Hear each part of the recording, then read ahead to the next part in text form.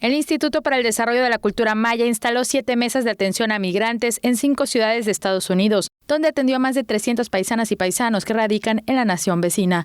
El titular de la dependencia, Eric Villanueva Mucul, indicó que aprovechando que las y los trabajadores de la instancia acompañan a grupos de personas adultas mayores cuando viajan a reencontrarse con sus hijas e hijos mediante el programa Cabecitas Blancas, se abrió dichos módulos en Los Ángeles y San Francisco, California, Federal Way, Washington, Portland, Oregon y Denver, Colorado. Reiteró que se eligió a las urbes que concentran la mayor cantidad de habitantes procedentes de nuestro territorio en la Unión Americana.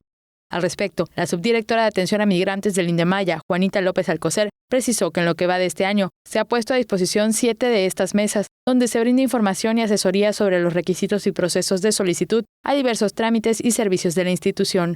Comentó que el más demandado es el programa de reencuentro de personas migrantes con sus padres y madres, Cabecitas Blancas, y que el 25 de junio y 30 de julio pasados, este esquema llegó a San Francisco en el restaurante Los Yucatecos.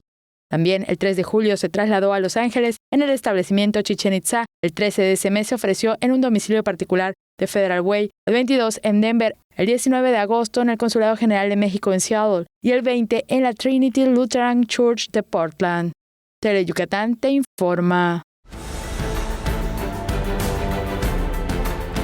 Teleyucatán te informa, lunes a viernes, 8 de la noche. Síguenos.